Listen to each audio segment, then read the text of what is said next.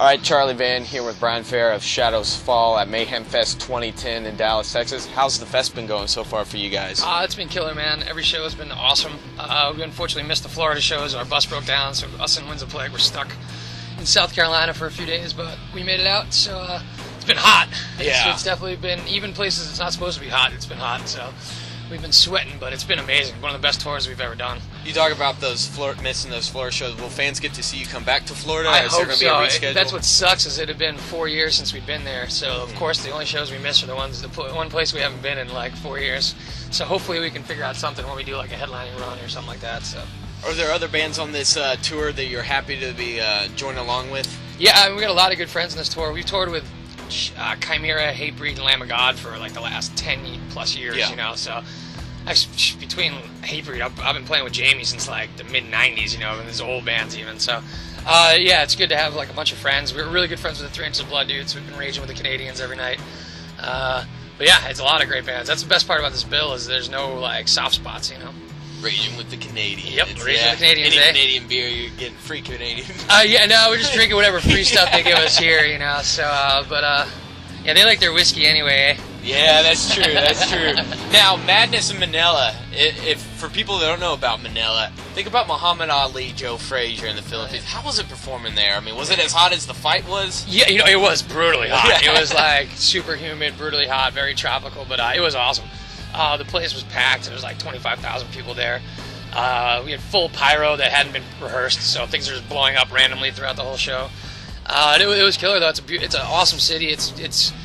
We got a chance to travel around to some of the smaller islands too, so which are like super beautiful. So it was cool, man. Can't wait to get back. Hopefully we're gonna try and get over there at some point when we do like Japan and Korea and China again, you know. So hopefully we'll sneak in the Philippines again. Now Madness in Manila comes up 24th, right, of August. No, it actually got bumped back because we found a bunch. Yeah, we found a bunch more footage we want to include. So it's we're looking more in the fall now, like September, October. So. Okay, so a little later release, but yeah, it was to include more stuff and really just get it as good as we could. We found a bunch of footage from our first trip there we wanted to include, and some other things. So I want to ask you about Everblack Industries.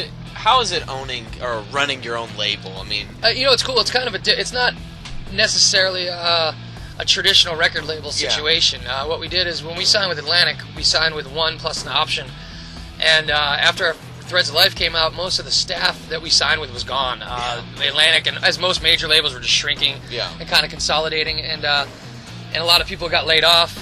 So we went to them as they were trying to figure out what the hell to do with their business. We renegotiated where we did a distro deal where they kind of bought out part of it and paid us some chunk of money. Some of the people who worked at Ferret Records and the Adrenaline PR people kind of built like our own little team and handled all the decisions on budgets and what's getting done and ads and everything, and it was awesome. And also flipped the royalty rate where instead of getting the 9 or 10% you get after everything's recouped, we get the 80% like the label. So it's definitely a lot of bands are going that route. It's the best thing a major label can do is get you into stores and all that, but for a band like us, we can handle the promotion stuff just kind of on a smaller level better, you know, because we're not like trying to have hit singles and big videos and all that they're used to doing. So.